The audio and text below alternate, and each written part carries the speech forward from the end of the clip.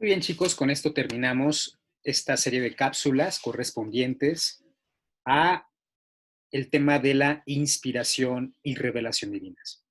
Hay cuatro consecuencias o cuatro características para tomar en cuenta para definir que un libro es revelado, porque viene otro problema.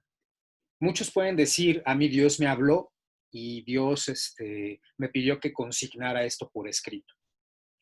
Ha habido mucha gente a lo largo de estos miles de años que se abrogaron el papel de ser autores bíblicos. La pregunta es, ¿cómo le hacemos para definir que un escrito es inspiración de Dios o no? Bueno, cuando ustedes estudian exégesis, ven algunos elementos profundos, pero les voy a mencionar los cuatro clásicos. El primero de ellos es la revelación. ¿Cómo se define que Dios es el que está hablando? Bueno, en principio porque Dios va a pedir todo con una intención. ¿Cuál es la intención? Primero, salvar al ser humano de la muerte. Ajá. Inicialmente salvar a su pueblo de la muerte, pero después esta salvación se va a prolongar en toda la humanidad. Dos, siempre va a pedir fidelidad a su ley. Y esta ley básicamente conviene en amar a Dios sobre todas las cosas y amar al prójimo como a sí mismo. Para que un libro sagrado sea considerado de autoría divina, tiene que tener como característica el amor, ya sea como punto de partida o como punto de llegada. Si, por ejemplo, hay un evangelio que se llama el Evangelio de Pedro, ¿no? Y ahí dice que el niño Jesús, cuando era niño, valga la redundancia, eh, pues era buleado. A Jesús le hacían bullying, supuestamente, este libro, y el niño, en un momento dado, se levanta y mata al compañerito que lo está bulleando. ¿Por qué no puede ser libro sagrado, considerado como libro sagrado? Pues porque ponen a un Jesús que está matando, si me voy a entender. Entonces, el criterio es también el amor al prójimo en la medida que el ser humano se ama a sí mismo.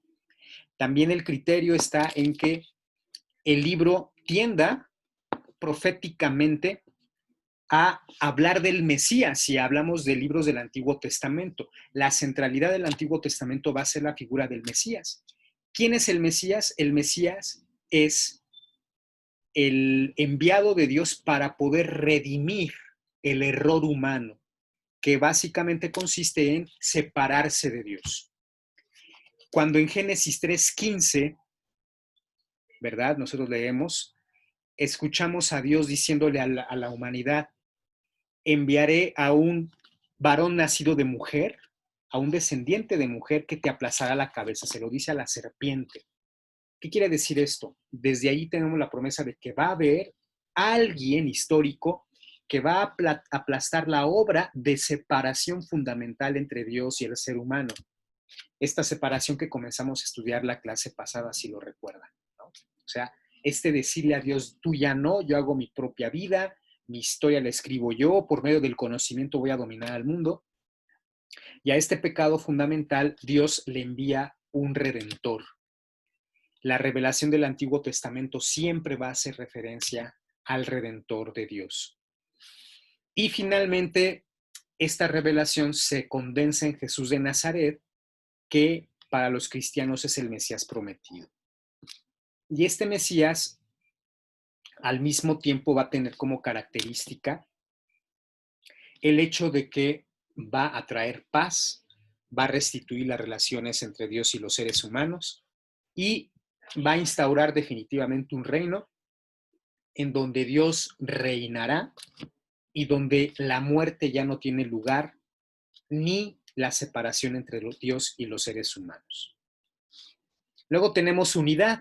Toda la Biblia, aunque haya sido escrita a lo largo de un tiempo, de mucho tiempo, mejor dicho, y por diversos autores sagrados, tienen como columna vertebral la revelación de Dios que promete un Mesías y que salva a la humanidad del pecado y de la muerte. Luego tenemos la sacramentalidad. ¿Qué es la sacramentalidad? El hecho de que